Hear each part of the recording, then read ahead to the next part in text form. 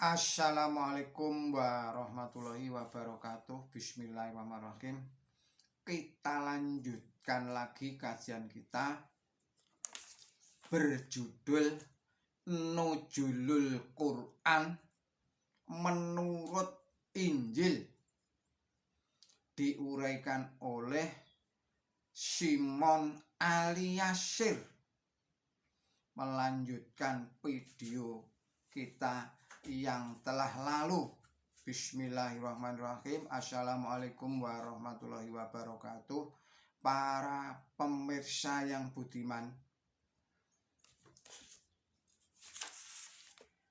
kitab yang selalu dibaca adalah Al-Quran. Turunnya wahyu yang pertama kali itu diriwayatkan sebagai berikut. Pada waktu Nabi suci Muhammad Shallallahu Alaihi Wasallam sedang dalam kekusyukannya, keasikannya bertahanut di Gua Hira pada hari yang ke-17 pada bulan Ramadan, di malam yang sunyi dan hening, datanglah malaikat Jibril dan berkata, "Iqra." Yang dijawab oleh Nabi suci Muhammad Shallallahu Alaihi Wasallam, "Ma'ana biqori'in." Jibril lalu merangkul rapat-rapat ke dadanya lalu dilepaskan, dan sekali lagi malaikat Jibril berkata, "Iqra." Yang juga lantas dijawab oleh Nabi suci Muhammad Shallallahu Alaihi Wasallam pada waktu itu, "Ma'ana biqori'in." Sekali lagi Jibril merangkul rapat-rapat Nabi suci Muhammad Shallallahu Alaihi Wasallam lalu dilepaskan seraya berkata, "Iqra." Dan Nabi suci tetap menjawab, "Ma'ana biqori."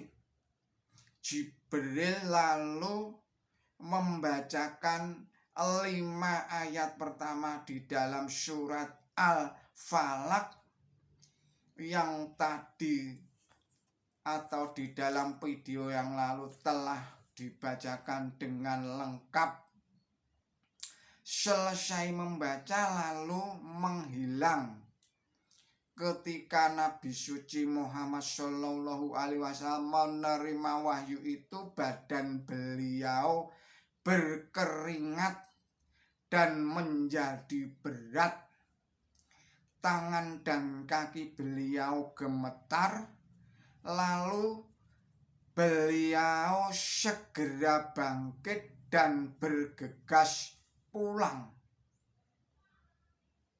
Biasanya kata Iqra di dalam terjemahan Al-Quran diterjemahkan sebagai bacalah, dan kalimat ma'ana biqori'i diterjemahkan saya tidak dapat membaca. Artinya ini memang tidak salah, tetapi apakah tepat?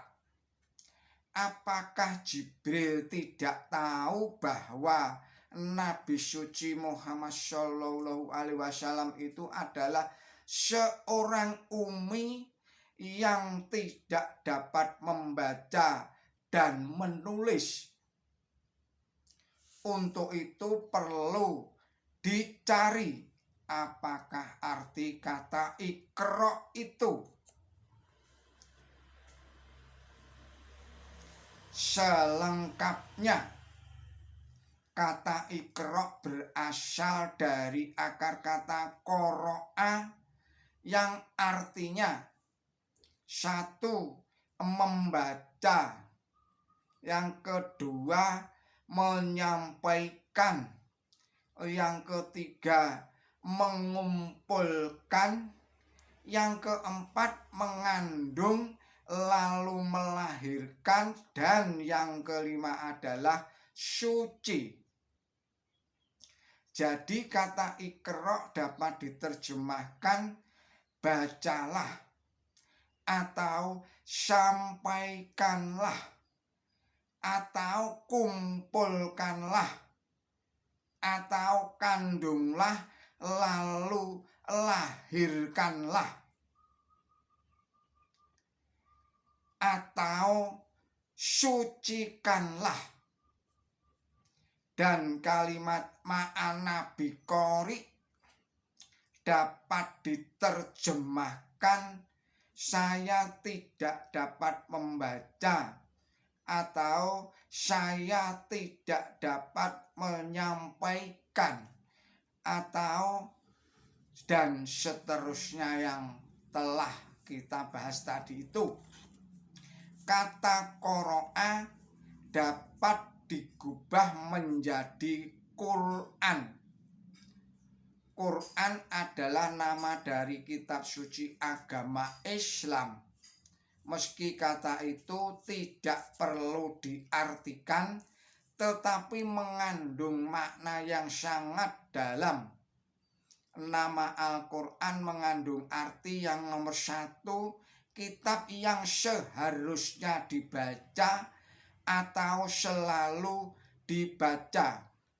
Yang kedua, kitab yang risalahnya harus disampaikan kepada semua bangsa di dunia ini.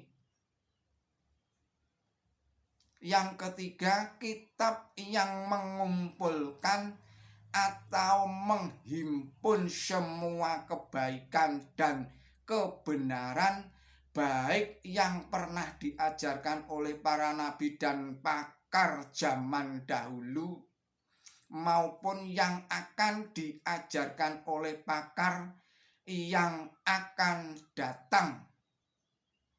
Yang keempat, Al-Quran adalah kitab yang mengandung nubuat dan tergenapi tepat pada waktunya. Yang kelima, Al-Quran adalah kitab yang mensucikan umat manusia dari dosa-dosa. Dalam nama Al-Quran itu sendiri sesungguhnya telah merupakan mukjizat yang tidak dapat ditandingi oleh siapapun. Misalnya dalam arti yang pertama, kitab yang selalu dibaca. Di muka bumi ini tidak ada atau tidak pernah sepi dari pembacaan Al-Quran, baik secara jahar dengan nyaring maupun dengan sir atau pelan atau tersembunyi. Setiap muslim diwajibkan mengerjakan sholat 5 kali sehari semalam yang terdiri dari 17 rakaat.